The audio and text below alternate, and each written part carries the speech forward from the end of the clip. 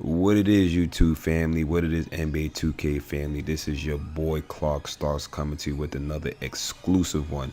Now, today's a very special day. Today's going to be the day I introduce this new series I've been wanting to work on called We Need That Card. Now, what this series is about is cards that have not made into the NBA2K MyTeam series at this point. Now, it might be contractual rights agreements for these particular players' likeness that maybe they haven't signed off on.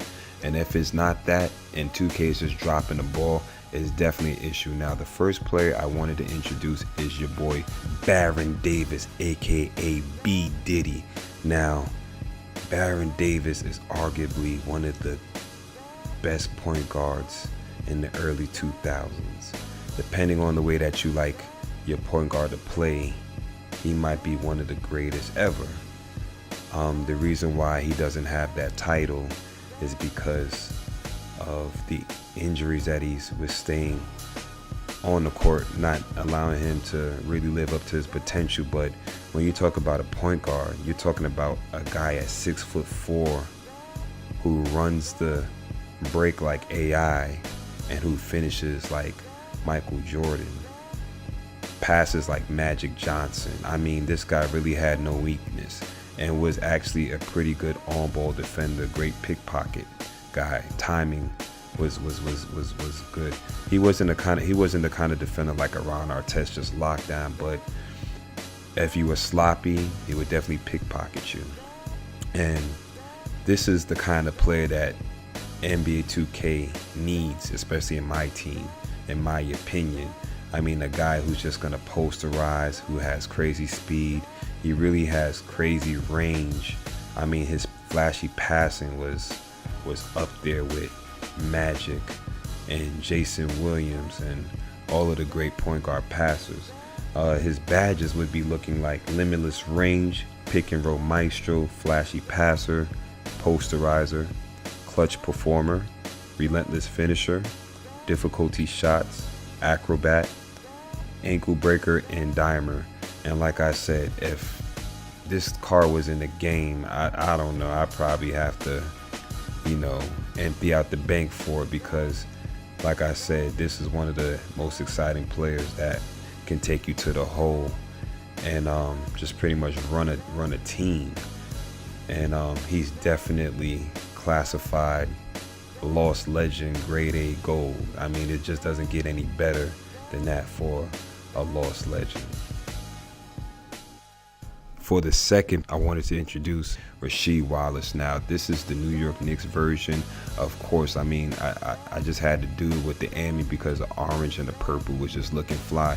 But, you might say, well, he's rated too high. I don't give a damn. If they can get Porzingis a 93 for winning the skills challenge with 3 balls and all kind of stuff that has no relation to the game, I'm giving my man a 92. I don't care. I mean, I'm sure there's a moments card out there where he killed it on the Knicks, and I just love the 3 to the head shot. But moving forward, Rasheed Wallace is definitely one of those kind of players that are just unique. I mean, imagine if he was in the game.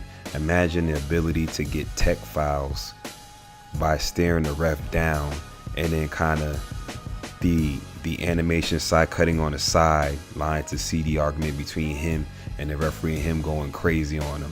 I mean, that would be so dope. If the dev team is really about that life, they would definitely have to do that animation and do that for the game. I mean, the unfortunate part is that if you're down and he does that, you might be asked up, but that's kind of like how it was. You took a risk with Rasheed Wallace, and that's the kind of player he was, but super passionate player. Now, this particular player, if he was in my team, I see him having a couple of badges, and the badges that he'll be specializing in is absolutely the deep range Deadeye, the mid range Deadeye, post sprint technician, the rim protector, posterizer, and hustle rebounder. And also you can maybe put back the putback king because he was a great rebounder and a great offensive rebounder at that. But he was super athletic. I mean, he got most of his points in the post, so of course that post fadeaway is going to be about 95 to 99. Now, Rasheed Wallace to me is basically the first prototype stretch forward. Now, I don't think he might have been the first one, but I think he's one of the ones that revolutionized the game when it came to stretching the floor at that time, back in the late 90s, early 2000s, you didn't have a lot of bigs go out there on the three-point line and shoot threes, but he definitely was one of the first guys who did that, and did it at a high level where it actually mattered, and his teams won games. Definitely one of the best defenders of all time. I mean, that's the reason why the 2004 Detroit Pistons was able to take care of arguably one of the greatest teams of all time in the 2004 LA Lakers, with Kobe in his prime, Shaq in his prime, and a whole bunch of other players. But definitely this Rasheed Wallace needs to be in the game at some point in time as MyTeam progresses and evolves. And if NBA 2K doesn't take the opportunity to figure out what it is that they need to do to get that contract, they're definitely dropping the ball on this one. Definitely a lost legend, guaranteed, certified. And last but certainly not least, we have the championship pedigree, Lamar Odom. Yes, this is a moments card that I'm thinking of, and this card is needed for MyTeam again with the rest of the other cards that I talk about. You have Lamar Odom, 6'10", one of the most athletic and gifted power forwards of all time. And whenever I think about his game, I just think of it as easy and effortless. I mean, from the days when he played in Miami to the days when he went to the Lakers, I mean, he just had skills. I mean, multiple arrangement of skills. In NBA Live, he was like in the 90s for whatever reason. He was just dumb nice. And in 2K, I'm sure that he'd be dumb nice. But his ability to get to the hole, his ability to break guys off the dribble at 6'10", I mean, he was a mismatch problem because most guys at 6'10" just wasn't as fast nor as skilled. He could bring you out to the three-point. He could take the mid-range jump shot, but he definitely liked to get that contact. And that's why I think that this card would definitely have an amethyst, relentless finisher, because just the way that he played going to the hole. I mean, this is a New York guy from Queens, or more so, I might say Long Island, and he was just throwing the ball behind people's back on the fast break. And also, I give him an amethyst break starter because for 6'10", that changes the whole dynamic. The fact that your guards can get open and you can let your power forward handle the ball, him bringing it behind his back, in between his legs, putting it in between people's legs and passing it.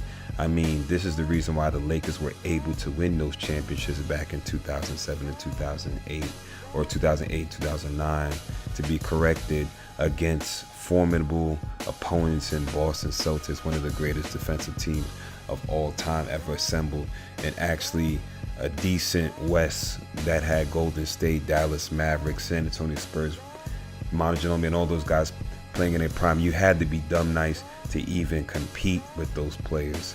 So this particular player would have relentless finisher, ankle breaker, bruiser, acrobat, break starter, posterizer, hustle rebounder, and post technician as its assortment of badges that should be already given at gold, or if not amethyst. And there you have it, top 3 of the week. Hope you guys enjoyed the series. Let me know in the comment section if you would like to see any other players that you personally think is a lost legend. They definitely have to be a lost legend, someone who really took the NBA by storm, but maybe it's just forgotten at this point in time. Definitely subscribe to give me the inspiration to keep it going, keep on having fun doing these series and whatnot, jerseys, player reviews, whatever it is, and I'll holler at y'all later. Peace.